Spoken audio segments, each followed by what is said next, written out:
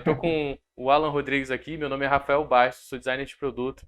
Alan, se apresenta aí pra galera. Opa, fala Rafael, tudo tranquilo por aí? Vamos começar então, né? Ver se a gente desmistifica um pouco dessa questão, né? Dessa briga design-engenheiro aí, e design-engenharia. Bom, eu sou o Alan Rodrigues, sou engenheiro mecânico, também sou mestre em engenharia mecânica na área de materiais. Então eu falo bastante sobre produtos plásticos, sobre desenvolvimento de produto como um todo, a parte de ferramenta, toda a parte de criar a geometria em si para ter um bom processo lá para frente, né? Então, o próprio projeto para manufatura. Então, estou aqui hoje, né?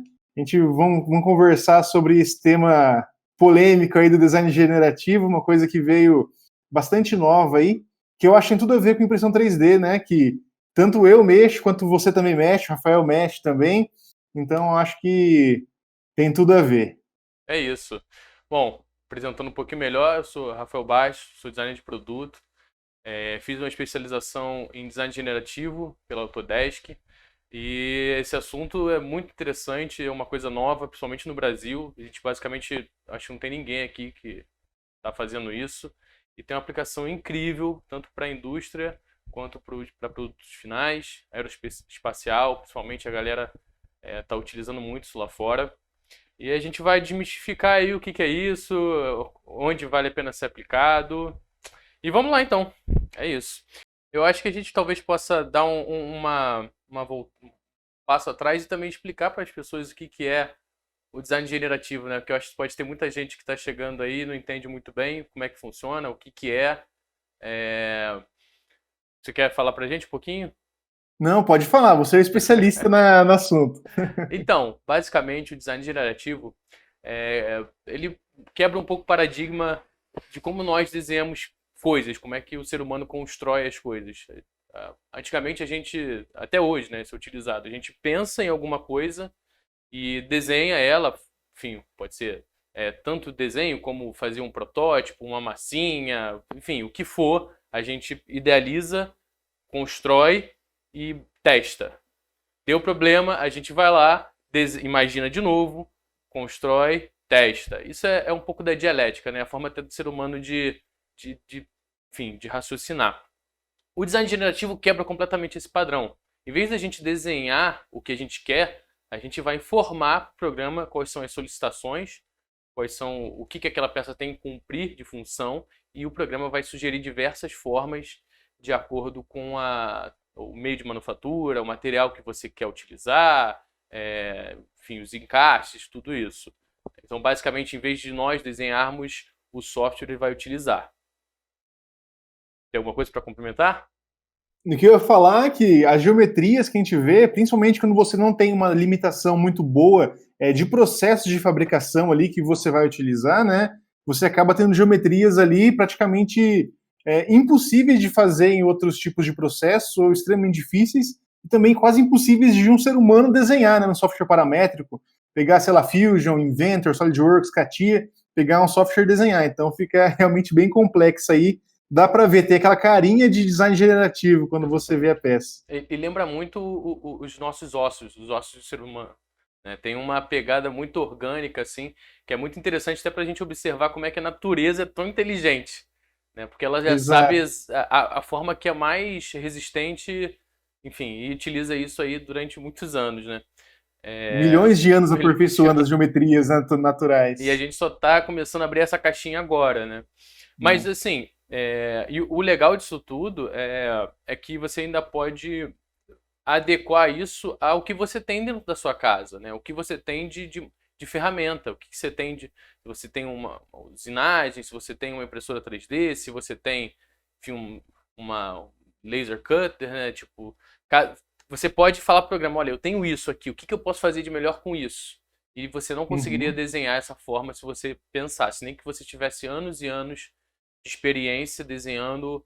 Eu acho que é humanamente impossível você pensar as formas ali, levar em consideração todas aquelas informações que o software consegue computar.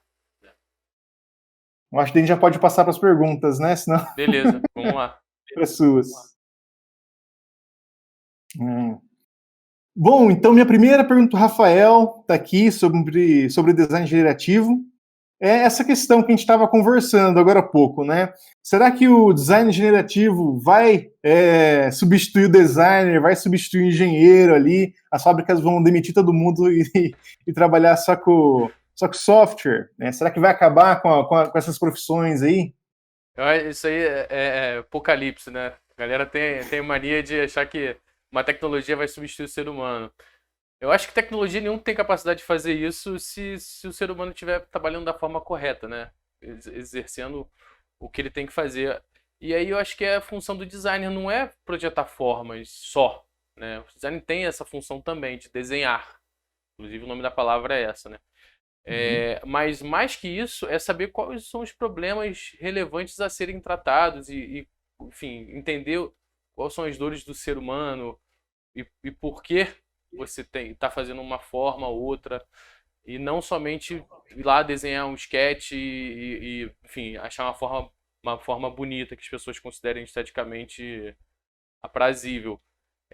Eu acho que o design generativo, na verdade, é uma ferramenta para somar, né? Então, a gente está num lugar que o design generativo ainda serve muito com uma pegada mecânica, né? Então, ele não vai substituir o que o designer dá para ele de função, o que o designer dá para aquele produto de função.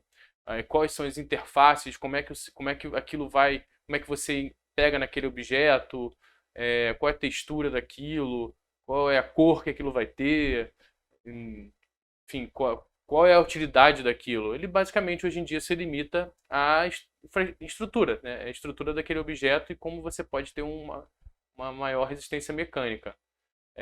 A gente eu até mandei para você aquele artigo sobre o design generativo tá fadado a falhar.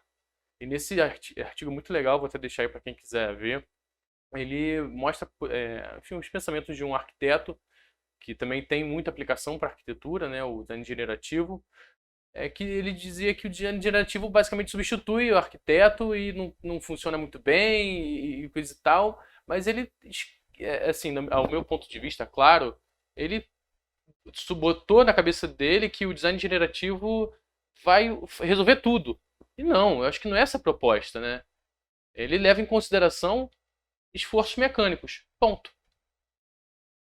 O que você acha disso aí? Inclusive, Rafael, eu acho que se a pessoa acha que vai substituir, é porque não está fazendo o trabalho dela certo, ou não entende o trabalho dela certo dentro desse, toda a questão do projeto, todas as fases do projeto, né? Então, a criação da geometria é só uma das inúmeras fases que a gente tem para seguir ali, para desenvolver um produto, desenvolver uma ferramenta também. Exatamente, tem pesquisa, entrevista, pesquisa de mercado, similar, existem milhões de coisas dentro de um projeto e, enfim, a forma dele é uma das últimas até. Exato. Inclusive, quando eu ensino a parte de projeto de peça plástica, eu coloco a geometria lá na frente. Aí os alunos me perguntam, nossa, mas só desenha depois que você ensina o material, processo, depois que você definir as funções.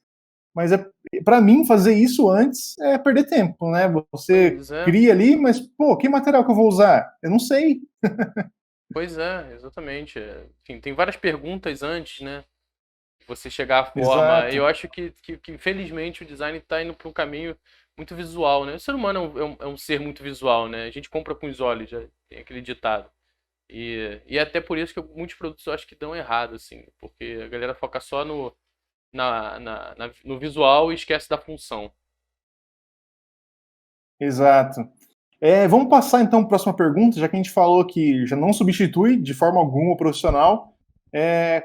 Como é que o design generativo pode ser útil, principalmente para o designer do produto, né, que é a área que está inserido aí, onde que você coloca ela no seu desenvolvimento? Então, eu acho que você pode utilizar ele de duas formas. Primeiro, você depois de você passar por toda aquela fase de imersão, que é a fase onde você vai falar com as pessoas que estão envolvidas naquele possível produto que você está fazendo, enfim, com o teu cliente, com todo mundo que está naquela cadeia, você entendeu aquele problema que você quer resolver, você joga o design generativo para chegar numa forma final. Ah, beleza, eu quero fazer uma peça que tem basicamente uso mecânico, né? Ela é uma peça, sei lá, é um suporte de prateleira.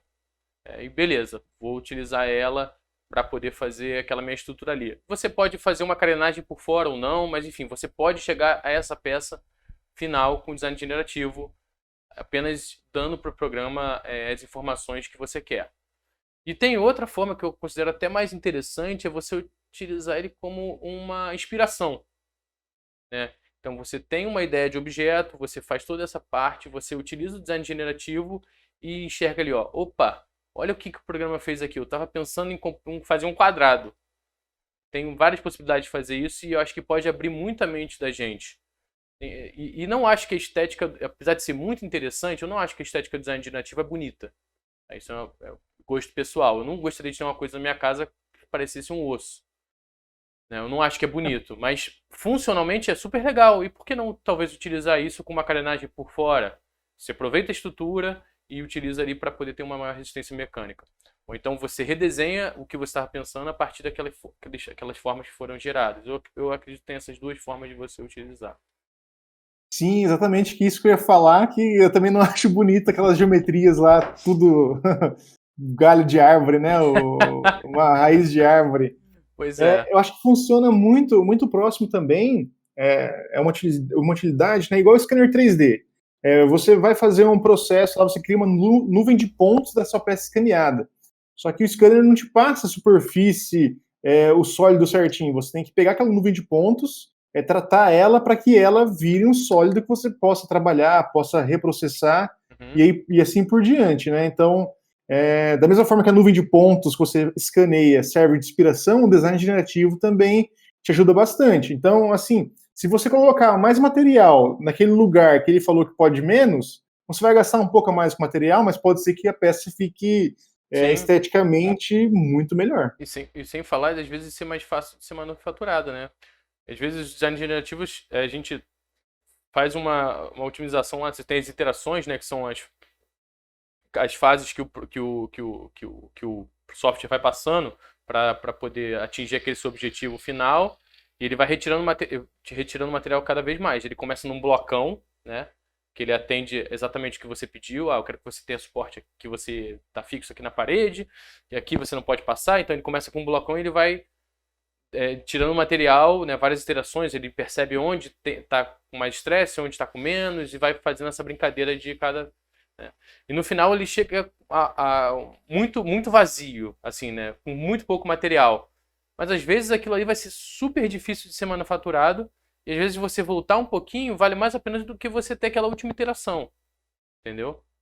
É mais bonito Exato. e mais fácil de manufaturar, e você aproveitou. Então, tudo que é aquela questão que a gente estava falando sobre qual é a aplicação, para que vai servir isso aí, como vai ser feito, quais são os recursos que você tem disponível para fazer isso. Exato. E tem uma questão também que eu lembrei agora, a gente conversando, a parte de ergonomia.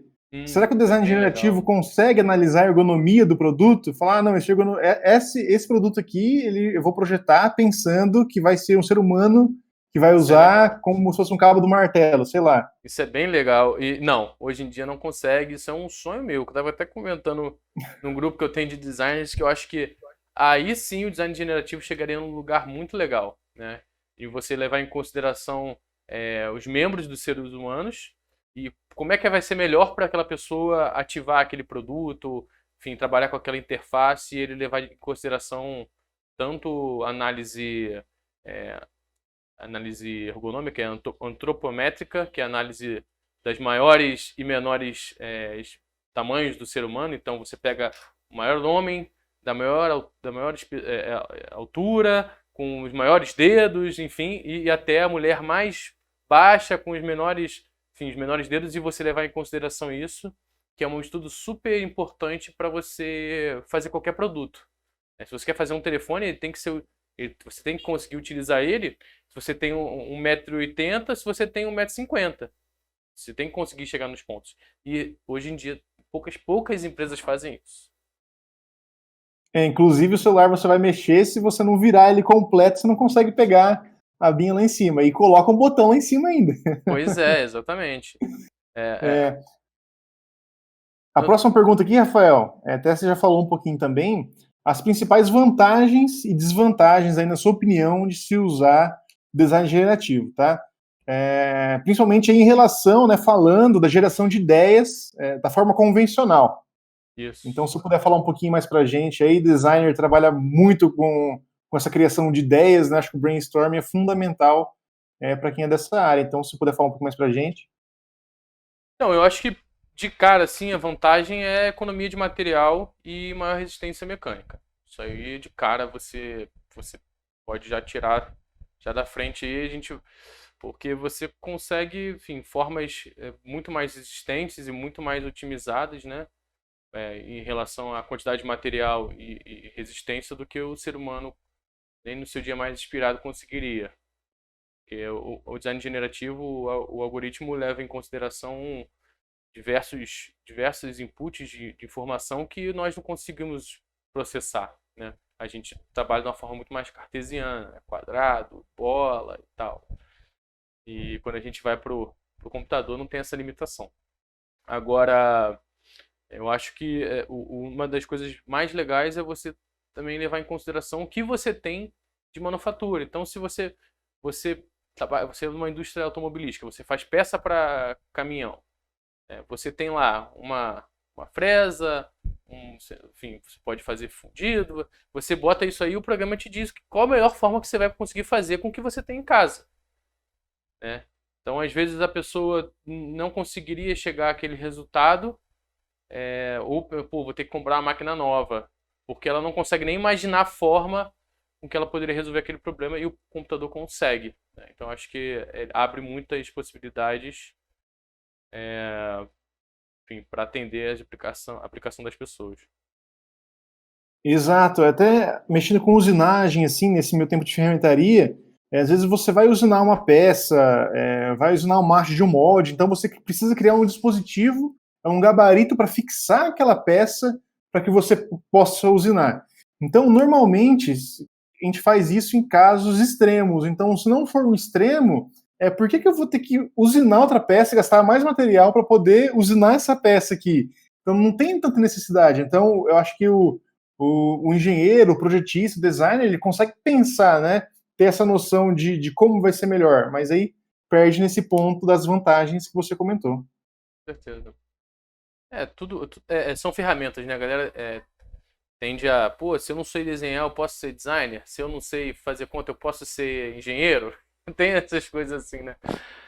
São ferramentas do trabalho, sabe? Você tem que aprender, né? O cara que não, o jogador de futebol tem que aprender a chutar com as duas pernas. Infelizmente a maioria das que não aprende, mas é ferramenta, tá ali, são duas pernas que tem que usar, né? É a mesma coisa. Quanto mais ferramentas você tiver no seu arsenal, pô, mais fácil vai ser você resolver um problema do seu dia a dia. Exato, então você tem aquele. Eu tenho um martelo, tenho uma chave de fenda, tenho um alicate, tenho uma chave 10, o cara perde a chave 10 e vai usar o alicate no lugar da chave 10.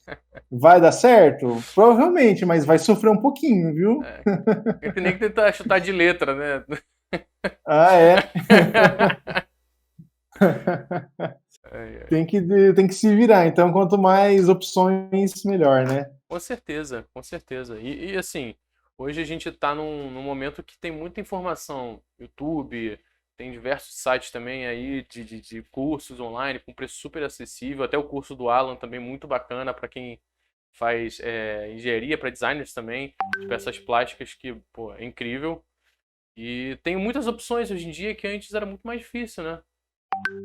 Exato, com certeza. Então, até acessibilidade, né, do conhecimento, cara, eu vejo que tinha que procurar em artigo, tinha que procurar em livro. Hoje em dia, o conhecimento que você precisa, você não encontra só mais nos livros, né? Você tem muitas outras opções. Realmente, falta só, acho que vontade de aprender e muito menos a questão do acesso a esse conteúdo, né? Essas partes técnicas também. Com certeza, cara, com certeza. Eu fico imaginando se tivesse que aprender essas coisas em biblioteca, enfim, antigamente só tinha uma Barça, né?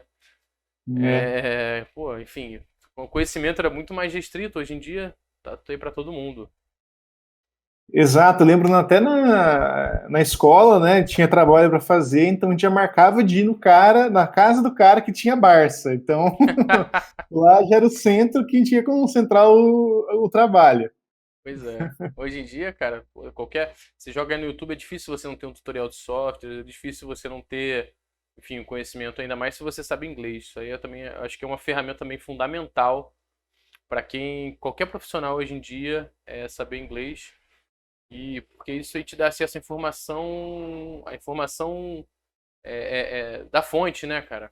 A informação da Exato. fonte. Porque, Exato, eu acho que hoje ainda a nossa principal fonte de aprendizado técnico está ainda focado fora. Então, os caras escrevem para o mundo inteiro. Então, o chinês vai escrever em inglês, o indiano vai escrever em inglês, os caras manjam muito de plástico. Mas até o português lá de Portugal que faz molde, ele vai escrever em inglês também. Então, justamente para aumentar esse leque, né, de pessoas que vão visualizar. Então, se você não sabe, realmente cria esse empecilho.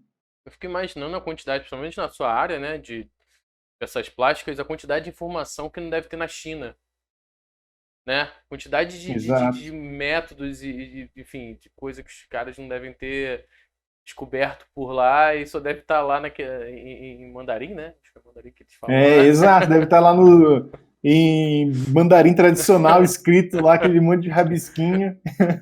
Pois é. Mas beleza, Rafael, foi muito boa com a nossa conversa hoje. Eu acho que deu o pessoal entender muito bem, né, o que é design generativo, onde usar, onde talvez não usar, as limitações também dele.